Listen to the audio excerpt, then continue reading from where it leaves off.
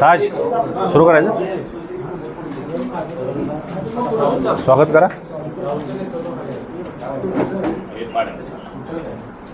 या ठिकाणी उपस्थित असलेल्या प्रसारमाध्यमांच्या सर्व प्रतिनिधींचं मी खासदार धनंजय वाडी यांच्या वतीने स्वागत करतो.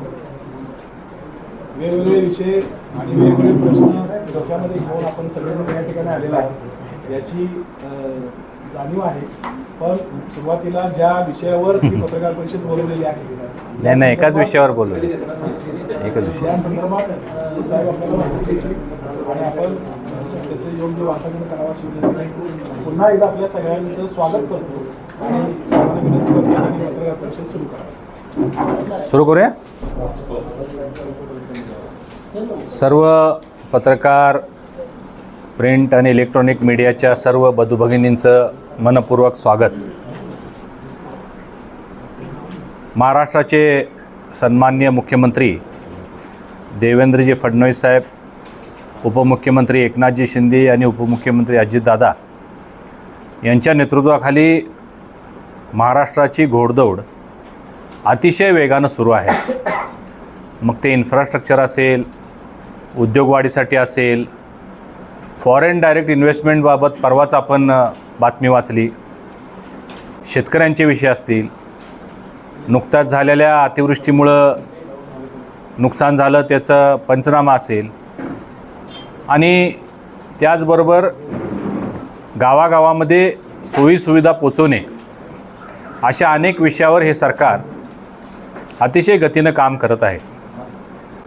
महायुतीच्या या सरकारच्या माध्यमातून एक अभिनव योजना भारतरत्न डॉक्टर बाबासाहेब आंबेडकर विकास कार्यक्रम या अंतर्गत समाज कल्याण विभागाच्या माध्यमातून एक योजना ग्रामपंचायतींसाठी आहे. कोल्हापूर जिल्ह्यासाठी खूप आनंदाची बातमी आहे की या समाज कल्याण विभागाच्या माध्यमातून कोल्हापूर जिल्ह्याला 76 करोड 80 लाख रुपये एवढा मोठा निधी, महाराष्ट्रातला सर्वात जास्त निधी कोल्हापूरला मिळालेला आहे.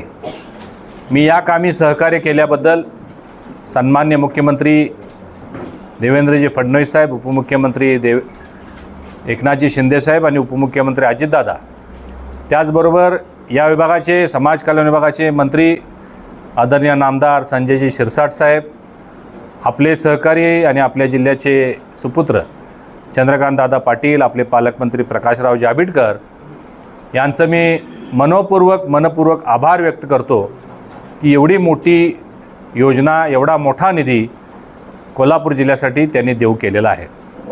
ही योजना कशासाठी आहे तर आपल्याला माहिती आहे की ग्रामीण भागामध्ये जे काही वीज असते, सार्वजनिक वीज ज्याला आपण म्हणतो, रस्त्यावरचे पथदिवे आपण ज्याला म्हणतो, हायमास ज्याला आपण म्हणतो, ग्रामपंचायत हद्दीमध्ये असणाऱ्या सर्व सार्वजनिक विजेच्या व्यवस्थेचं जे बिल असतं ते ग्रामपंचायतीनं भरायचं असतं. परंतु ग्रामपंचायतचं उत्पन्न हे तेवढ्या मोठ्या प्रमाणात नसतं. परिणामी अनेक ठिकाणी अशा पद्धतीचे लाईटचे पोल उभे राहिलेले आहेत, हायमास उभे आहेत, स्ट्रीट लाईट्स उभे आहेत, परंतु बिल न भरल्यामुळं ते सध्या बंद अवस्थेमध्ये आहेत. मोठ्या प्रमाणात सर्व ग्रामपंचायतींची वीज बिलाची थकबाकी आहे आणि ही थकबाकी जर आपण आकड्यात बघायला गेलं तर हजारो करोड रुपये आहे.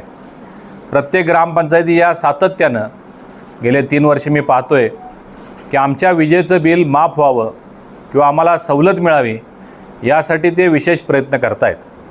परंतु MSEB महावितरण हे एक वेगळी स्वायत्तता संस्था असल्यामुळं, त्यांना त्यांचा खर्च चालवायचा असल्यामुळं त्यांचे सगळे उत्पन्नाचे स्रोत जे आहेत ते या वीज बिलाच्या माध्यमातून निर्माण होत असतात. आणि या सगळ्यावर एक तोडगा म्हणून, एक उपाय म्हणून आपल्या महायुतीच्या सरकारनं मोठ्या प्रमाणात रिन्युएबल एनर्जीकडं वळण्याचा आता सुरू केलेला आहे. मग यातलाच एक महत्त्वाचा भाग म्हणजे ग्रामपंचायतींमध्ये सोलरच्या माध्यमातून अशा पद्धतीच्या स्ट्रीट लाईट किंवा हायमास दिवे उभे करावे अशा पद्धतीची ही योजना आहे. आणि या योजनेच्या माध्यमातून मला समजल्यानंतर मी थोडासा फॉलोअप घेतला, थोडासा म्हणजे भरपूर घेतला, आणि त्याचं फलित म्हणून कोल्हापूर जिल्ह्यातल्या 12च्या 12 तालुक्यांमध्ये साधारण 250-300 गावांमध्ये या योजनेच्या माध्यमातून आपण 76.80 करोड रुपये हे आता खर्च करणार आहोत. मुंबईची एक कंपनी आहे, मुंबईची एक किंवा कुठली तर असेल मला वाटते, GK एंटरप्राइजेस म्हणून कंपनी आहे.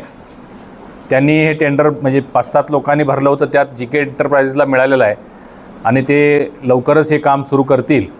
आणि या माध्यमातून ग्रामपंचायतींवर जो अतिरिक्त खर्चाचा बोजा पडत होता, आता इथून पुढं निःशुल्क गावांमध्ये त्यांच्या वीज उपलब्ध होईल.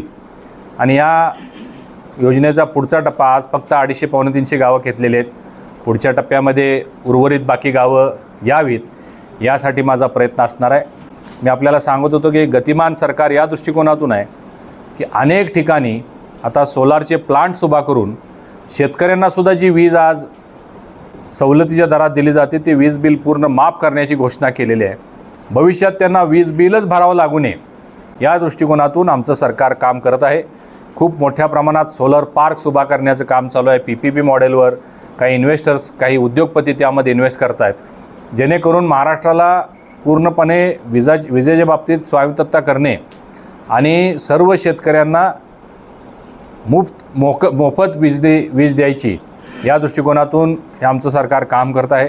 पुढच्या टप्प्यामध्ये उद्योगांसाठी सुद्धा सवलतीच्या दरात वीज मिळावी त्यासाठी सुद्धा हे सरकार काम करते. परवाच सन्मान्य मुख्यमंत्री फडणवीस साहेब ज्यावेळी इचलकरंजी दौऱ्यावर आले होते, त्या ठिकाणी तिथल्या लोकप्रतिनिधींनी जी सूचना केली, 250 मेगावॅट वीज ही इचलकरंजीच्या सर्व उद्योगासाठी, जे तिथं माग आहे, जे स्पिनिंग युनिट आहेत, जे मशीन्स आहेत, त्यासाठी लागतं ते 250 मेगावॅट एवढ्या मोठ्या प्रमाणात विजेची आवश्यकता आहे. आणि त्यासाठीसुद्धा राज्य सरकारने एक विशेष योजना करावी अशा पद्धतीच्या सूचना लोकप्रतिनिधी केले. तिथल्या विद्यमान आमदारांनी केल्यानंतर साहेबांनी ताबडतोब आपल्या विभागाशी चर्चा करून भाषणामध्येच, कदाचित तुम्ही ते वाचलं असेल, ऐकलं असेल, भाषणामध्येच त्यांनी घोषणा केली की लवकरच आम्ही इचलकरंजीसाठी एक वेगळं पॅकेज किंवा वेगळी योजना आणून इचलकरंजीमध्ये सुद्धा सवलतीच्या बिलामध्ये, जेणेकरून त्यांना तो खर्चाचा बोजा पडू नये अशी घोषणासुद्धा केलेली आहे. म्हणजे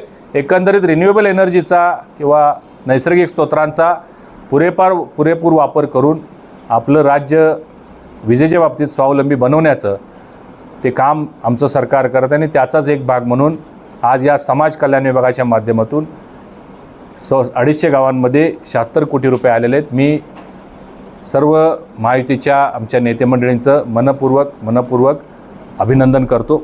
या संदर्भात आपले काही प्रश्न असतील तर आपण विचारू शकतो.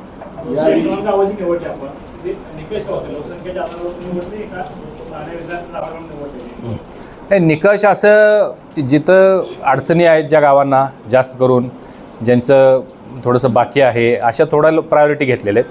गावांची यादी मी 1000 यादी गावांची दिली होती. 1076 ग्रामपंचायत आहेत आपल्या, त्या सगळ्याची यादी दिली होती. पण त्यामध्ये शॉर्टलिस्ट करून आत्ता सध्या पहिल्या टप्प्यामध्ये 250 गावांची यादी फायनल झाली आणि तेवढा निधी आपल्याला आलेला आहे. त्याचं टेंडर प्रक्रिया पूर्ण झालेली आहे, त्याचे पैसे वर्ग झालेले आहेत, GR निघालेला आहे. गेल्या 10 वर्षापासून जिल्हा परिषदेच्या वतीनं वेगवेगळ्या योजनांसाठी अशा पद्धतीनं सौर ऊर्जेचे दिवे देण्याचं काम सुरू आहे. परंतु यातल्या तांत्रिक काही अडचणी ज्या आहेत, त्याची एखादी पिन जरी जर का खराब झाली, अशा अनुषंगाने त्या कंपनीवर काही बंधन घालायची गरज आहे. सगळ्यात महत्त्वाचं की त्यांनी पुढे 5-1 वर्ष 6 वर्ष त्याचं मेंटेनन्स बघणं हे सगळ्यात महत्त्वाचं आहे. नाहीतर ते उभारणार, उभारणं होणार, सगळं होणार, परंतु त्यातले काही छोट्या पिन बिन असं काहीतरी त्या सौर ऊर्जेच्या ह्याच्यातल्या आहेत, त्या आपल्याकडे मिळत नाहीत, त्या कॉस्टली आहेत, त्याचं मेंटेनन्स करणारी यंत्रणा नाही आहे. याच्याकडे जरा तुम्ही लक्ष द्या. मी माहिती घेतो, मला आयडिया नाही त्यातली फारशी, माहिती घेऊन त्या बाबतीत आपण काय करायचं करू. शेतकऱ्यांसाठी, सर्वसामान्यांसाठी राज्य सरकार, केंद्र सरकार चांगलं काम करत, दुसऱ्या बाजूला राज्याच्या कृषी मंत्र्यांना नेमकं काय झालं काय कळत नाही. आज ते म्हणतात की कृषी मंत्रीपद म्हणजे ओसाड गावची पाठिंबी आहे. 2 दिवसांपूर्वी ते म्हणतात की ढेकळांचा पंचनामा करायचा. अशा अनेक वादग्रस्त विधानं ते करतात. काय हे पहा, हे आपले जे सन्मान्य कृषी मंत्री आहेत, एक वरिष्ठ नेते आहेत. प्रत्येकाची एक बोलीभाषा असते किंवा बोलण्याची एक पद्धत असते, त्या दृष्टिकोनातून ते काही बोलले असतील, परंतु त्याच्याकडे फार लक्ष देण्याची आवश्यकता नाही आहे. मी आपल्याला सांगितलं की हे सरकार संवेदनशील आहे. ज्या पद्धतीनं अवकाळी पावसाचं नुकसान झालं ताबडतोब मुख्यमंत्री महोदयांनी पत्रकार परिषद घेऊन सांगितलं की सगळ्यांचे पंचनामे करायला सुरू करा आणि ताबडतोब त्यांना मदत द्यायला सुरू करा.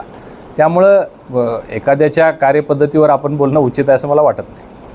खरं तर संदीप मिश्रा या खात्याचे मंत्री असताना लाडक्या बहिणीच्यासाठी माझा निधी वळवला असं म्हणत होतं. दुसऱ्या बाजूला तर हा निधी लोकसहभागासाठी दिसून येते. लोकसहभाग लोककल्याणकारी योजनांसाठी हा दिसून येतो. लोककल्याणकारी योजनांचा जो निधी आहे तो कुठेही वळवलेला नाही आहे. आता कोणत्या संदर्भातून ते बोलले होते याची मला कल्पना नाही आहे, पण आपण पाहू शकता की आता ज्या त्यांच्या विभागाच्या योजना आहेत त्या तळागाळापर्यंत पोचत आहेत. शिरसाट साहेबांच्यामुळंच आज हा एवढा मोठा निधी मिळाला आणि हा आपल्याला नाही, सांगलीला मिळालेला आहे, साताराला मिळालेला आहे, पुण्याला मिळालेला आहे. आपल्यापेक्षा प्रमाण कमी आहे परंतु मिळालेला आहे. म्हणजे योजना आहेत, तळागाळापर्यंत पोचत आहेत. आणखीन त्यांना जास्त निधी कदाचित पाहिजे असेल आणि त्यासाठी त्यांचा प्रयत्न असेल असं मला वाटते. साहेब 2-3 दिवस गेली 15 दिवस गोकुळचं राजकारण चालू होतं. कालच त्याचा निकाल वरती काढण्यात आला होता. आता सध्या तरी थंड आहे. आता अप्रत्यक्षपणे गोकुळवर महायुतीचाच अध्यक्ष आहे. हा एका परीक्षणाचा मुद्दा कारवाईसाठी नेमकं काय भूमिका घेणार आहात? कारण नेमका या सत्ताधाऱ्यांनी कुठं घोळ केली का, कुठं तफावत केली काय हे उघड करण्यासाठी तुम्हाला मदत होणार आहे. नेमकी तुमची भूमिका काय असणार आहे? लेखा परीक्षणाच्या बाबतीत ज्या कारवाया होत्या त्या झालेल्या आहेत. त्याचे सगळे आता कोर्ट मॅटर असल्यामुळं त्याच्यावरती आता सध्या स्टे आहे. त्यामुळं कोर्टाचं आपण जर काय बोललो तर कोर्टाचा अवमान होऊ नये. सध्या त्यात स्टे आहे. स्टे उठला तर पुढं काय करायचं तो नंतरचा भाग आहे. त्यावेळी आपल्याला आम्ही त्याची माहिती देऊ. राज्याचे मंत्री हसन मुश्रीफ कोल्हापूरचे आहेत, ताब्याचे आहेत. जिल्हा बँक ताब्यात आहे. आता मुलाच्या हातामध्ये गोकुळ गेलेला आहे. एकाच घरामध्ये ही सत्तेची चक्र फिरतात असं वाटत नाही. हे पाहता हे प्रसंगानुरूप परिस्थितीनुसार काही गोष्टी होत आहेत. जी त्यांची निवड झालेली आहे सर्वानुमते जे कोण त्यांची जी आघाडी आहे शाहू आघाडी या सर्वांच्या विचारानं सर्व संचालकांच्या विचारानं झालेलं आहे. त्यामुळे यामध्ये फारसं काय बोलावं असं मला वाटत नाही. परंतु एकाच घरामध्ये सत्ता बऱ्याच घरांमध्ये आहे त्यामुळं असं आपण त्याविषयी बोलणं योग्य होणार नाही. एकाच कुटुंबामध्ये 2 पदं 3 पदं आहेत, आपल्या जिल्ह्यात आहेत, राज्यभरामध्ये आहेत. त्यामुळं विचारांती सर्वानुमते घेतलेला निर्णय आहे. आहेत की स्थानिक विकास आघाडीचे आहेत? त्याला जोडून म्हणजे त्यांनी सांगितलं की मी शाहू आघाडीचा अध्यक्ष आहे. गोकुळ संदर्भात काय असेल तर सगळ्यांचा विचार एकदमच उत्तर देतो. म्हणजे नाही, गोकुळमध्ये सत्ता परिवर्तन झालेलं आहे का? नेमकं काय घडलं? जे गोकुळ महायुतीच्या ताब्यात आहे की स्थानिक आघाडीच्या ताब्यात आहे, नेमकं कुणाच्या ताब्यात असतं आहे? या गोष्टीसाठी सतेज पाटील सुद्धा महायुती सोबत आहेत. गोकुळ बोलतं.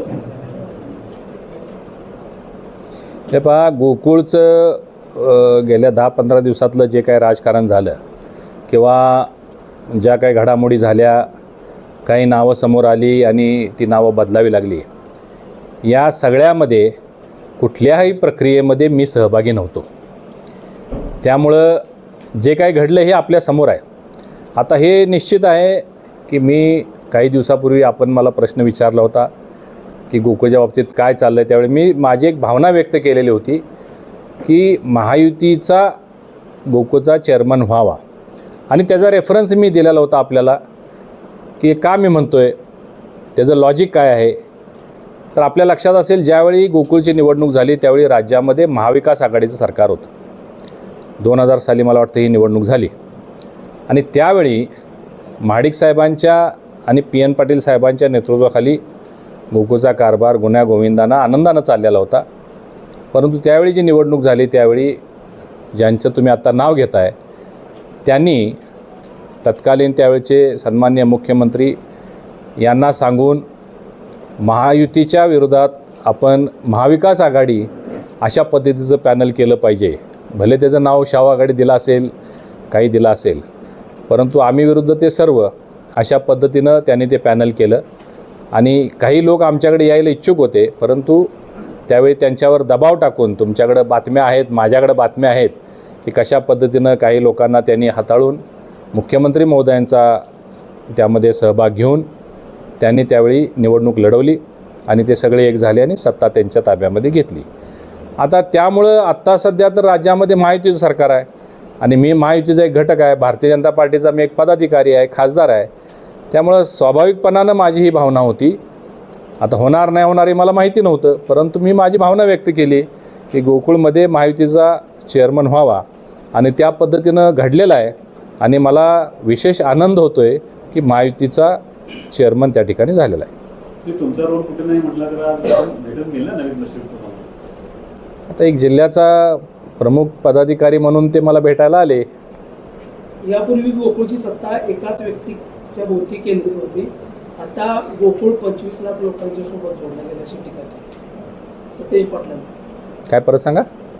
गोकुळ एकाच व्यक्तीभोवती या सत्तेभोवती फिरत होता. आता दूध उत्पादकाच्या माध्यमातून लाखोपर्यंत आता गोकुळची सत्ता. एक व्यक्ती कोण? सतेज पाटलांनी टीका केली. नाही, एकाच व्यक्तीचे म्हणजे कोणाच्या पाठी? महाडिक साहेबांची. सतेज पाटलांचं काय झालं आहे,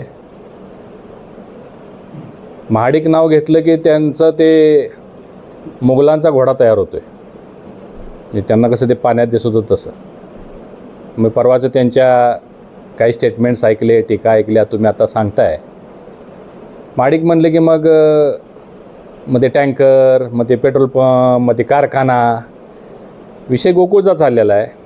गोकुळची ज्यावेळी निवडणूक झाली, मला आपल्यामार्फत काही सुचवायचं आहे की आता ते एक व्यक्ती ते म्हणजे फारच थोर स्वतःला समजतात, असू दे, काय हरकत नाही. गोकुळची निवडणूक लढवत असताना 2-3 मुद्दे घेऊन त्यांनी ही निवडणूक लढवली आणि त्याचं त्यांनी उत्तर द्यावं असं माझं आज तुमच्या माध्यमातून त्यांना सांगणं आहे.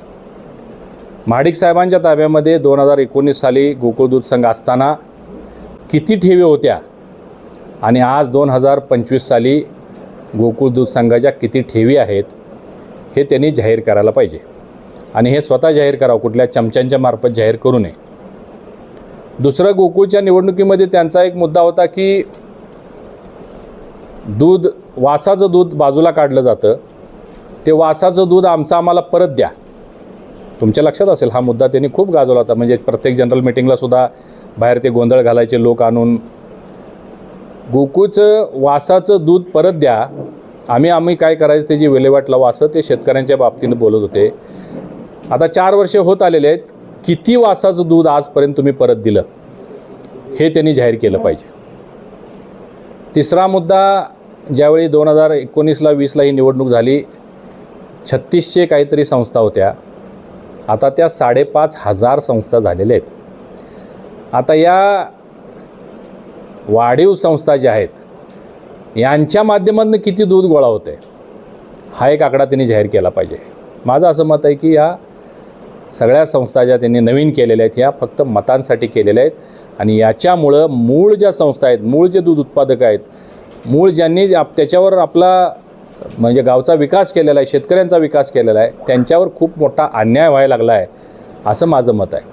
त्यामुळं नवीन वाढीव ज्या संस्था आहेत त्यांच्या माध्यमातून किती गोळा दूध होतं आहे ह्या सगळ्याची श्वेतपत्रिकाच काढावी त्यांनी आणि स्वतः बोलावं या बाबतीत.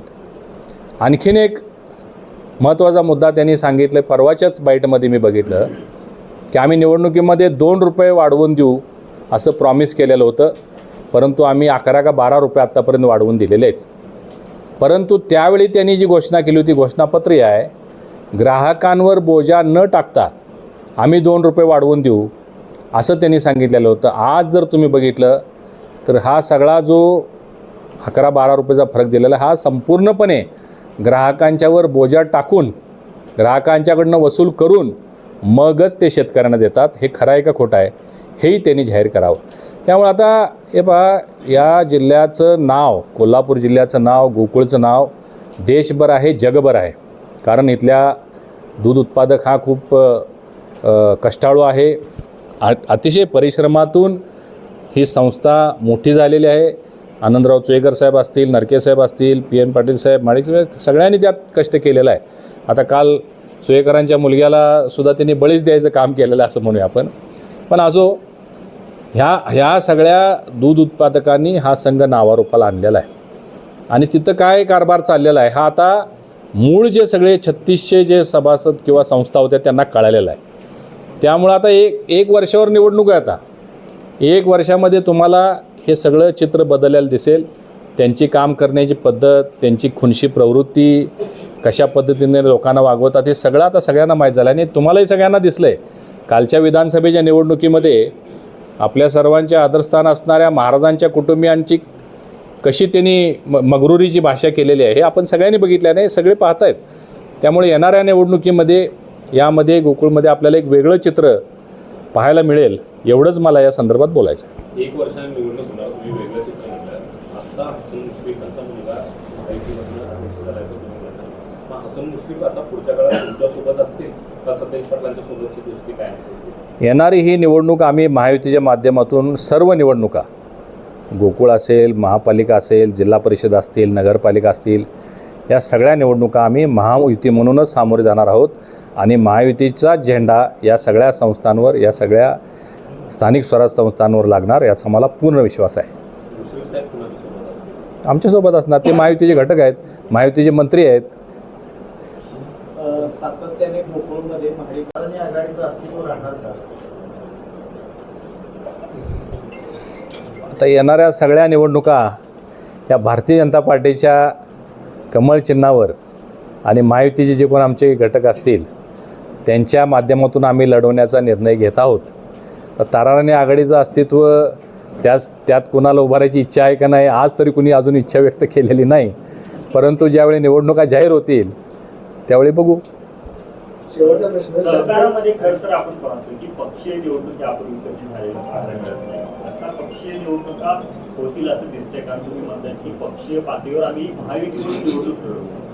हे पहा, यापूर्वी तुम्ही जे म्हणताय त्याच्याशीच मी सहमत आहे की सहकारामध्ये पक्षाच्या लोकांनी किंवा पक्ष संघटनांनी त्यामध्ये भाग घेऊ नये. कारण या सहकाराच्या निवडणुका आहेत, त्या संस्थेच्या हिताच्या दृष्टिकोनातून पॅनल केले जातात. ते वेगवेगळ्या पक्षाचे लोक असू शकतील त्यामध्ये. परंतु हा पायंडा पाडला कोणी, ह्याची सुरुवात कधी झाली तर याची सुरुवात महाविकास आघाडीच्या काळात झालेली आहे. आणि म्हणून आजसुद्धा हे ते जे केलं होतं तेच त्याचीच दुसरी बाजू आज आपल्याला काल इथं पाहायला मिळाली असं मला वाटतं आहे.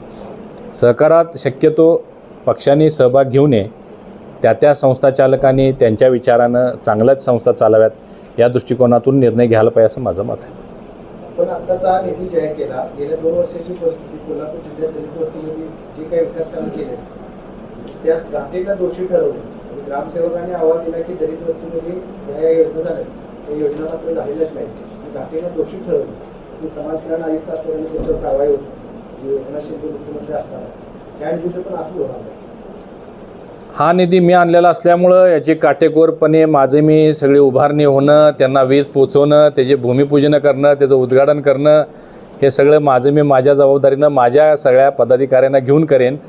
त्यांच्या बाबतीत जे काय झालं असेल त्याच्यावर असं जर कोणी गैरकारभार केला असेल, गैरप्रकार केला असेल त्याच्यावर कारवाई व्हायला पाहिजे या मताचा मी आहे. ही बसेस कधी चालू होती? 15 ऑगस्ट. आपल्याला सध्या बस स्टेशनवर परवाच आमची व्हिजिट झालेली आहे आणि वेगानं सगळं काम सुरू आहे.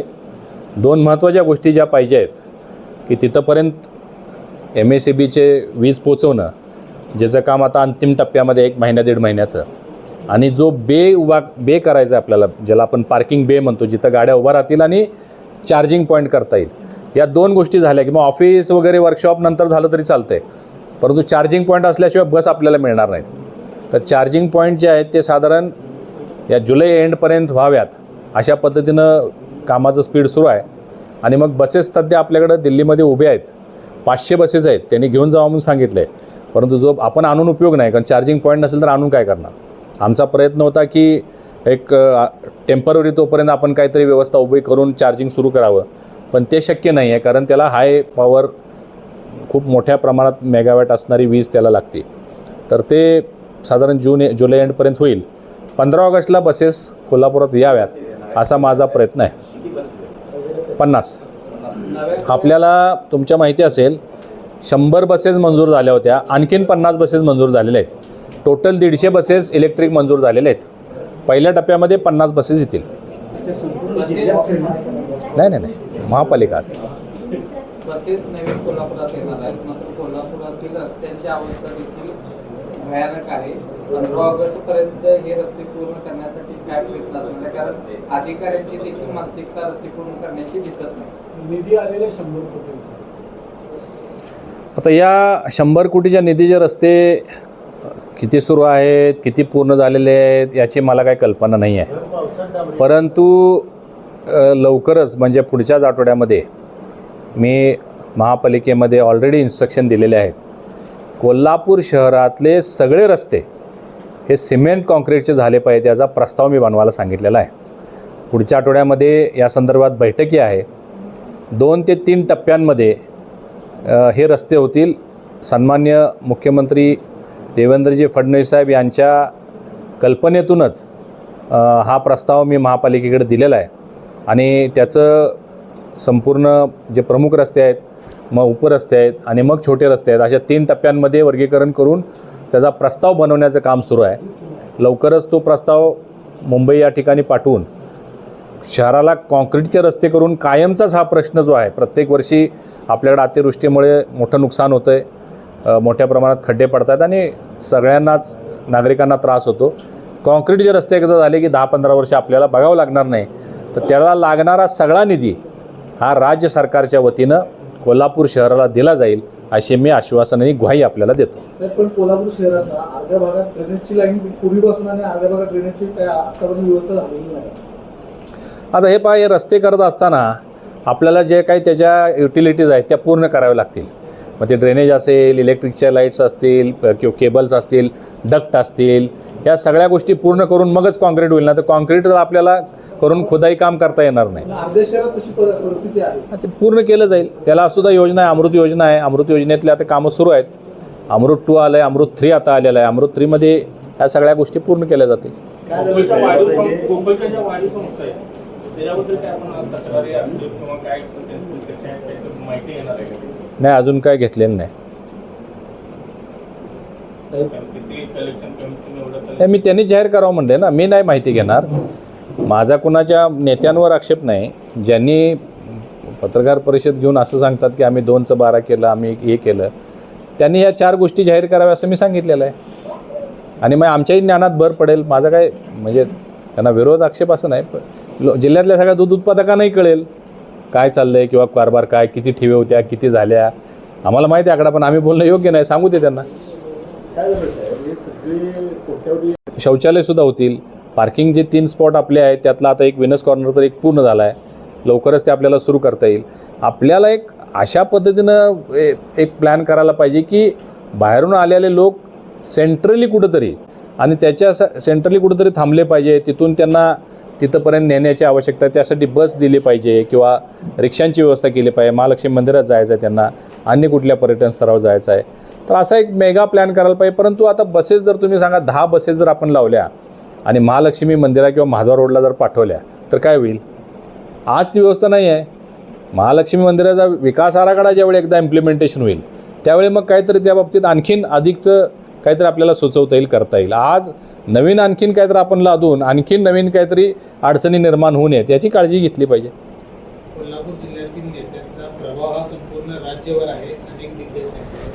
तर कोल्हापूरकरांना प्रश्न पडलाय की जे अधिकारी आहेत, पालिकेचे अधिकारी असतील किंवा इतर अधिकारी असतील, हे नेत्यांचं ऐकत नाहीत की नेते अधिकाऱ्यांना सांगत नाहीत. कुठले अधिकारी ऐकत नाहीत? कुठलेच संप पालिकेचे असतील, सगळे अधिकारी सगळे शहराची वाट लागली. सगळे अधिकारी वाट लागली ना.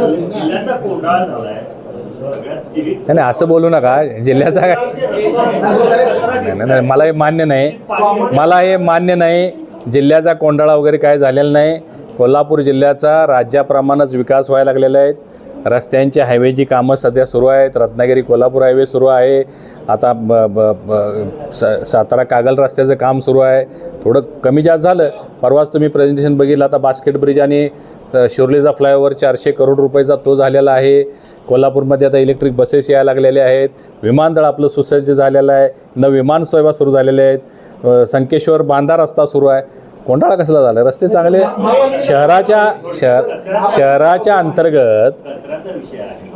कचरा पूर्णपणे शहरात असतो टाकला जातो. नाही का शहरातसुद्धा कचरासुद्धा उठाव होतोय, चांगल्या पद्धतीने होतोय. काही ठिकाणी झाला असेल तर तुम्ही सुचवा, आपण सूचना देऊन त्या काढायला लावू.